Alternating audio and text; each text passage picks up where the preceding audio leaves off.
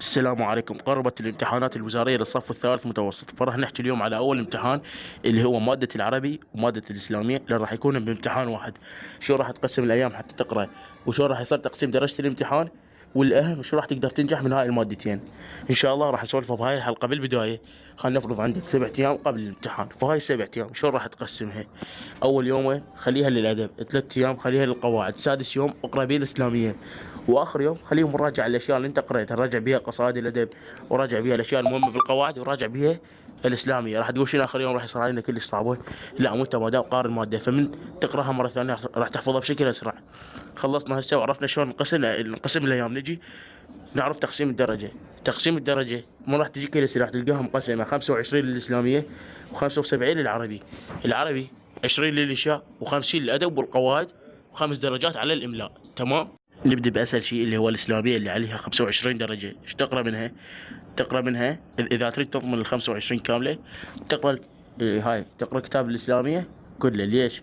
لأن هالسنة ماكو حذفات. أما إذا تريد تضمن 20 درجة يعني 20 من 25 تقرأ الآيات القرآنية والأحاديث ومعاني الكلمات، يعني حسب ما أجب أسئلة التمهيد هيك. فهذين لازم تحفظهن وتحصل 20 درجة من 25 لين حيل سهلات. ضمننا هسه درجة الإسلامية، خلينا نتوجه هسه للعربي. العربي خلينا ناخذ منه الإنشاء. الإنشاء عليه 20 درجة. أكو شرط بالإنشاء، أول شيء لازم تكتب 3 صفحات، ولازم تخلي مقدمة، ولازم تخلي خاتمة. فهسه مثل ما قلنا الإنشاء 3 صفحات بمقدمة وخاتمة.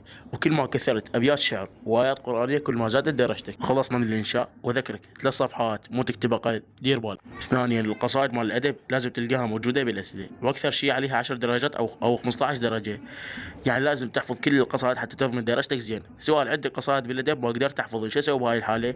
اكو باليوتيوب قناه اسمها محمد الحمو. هاي القناه تعلمك شلون تحفظ قصائد الادب، لان يغني هاي القصائد، وعلى غناء هاي القصائد راح تسمعها وراح تحفظها. باقي عندك 10 درجات. هاي ال10 درجات على حياه الشاعر، على شرح القصيده، يعني الاشياء راح تقراها ان شاء الله بهاي اليوم. هسه وصلنا لاصعب شيء اللي هو القواعد. صعوبه القواعد انه الاسئله اللي تجي على القواعد اكثرها تكون خارجيه، يعني راح تلقى بالقواعد آيات قرآنية وأبيات شعر أول مرة تشوفهن، وراح يسألك على الأبيات القرآنية والأبيات الشعر على الأشياء اللي أنت قريتها بالقواعد. فشلون تقدر تحل هاي المشكلة؟ أول حل وكلكم تعرفوا: مدرسي اليوتيوب. ليش مدرسي اليوتيوب؟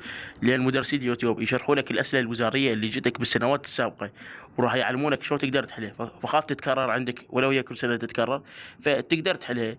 والشيء الثاني، وهذا الشيء عن تجربة، اكو ملزمه اسمها حلول الوزاريه لسنوات، حلول الاسئله الوزاريه للسنوات الوزاريه السابقه. ليش تقرا هاي الملزمه؟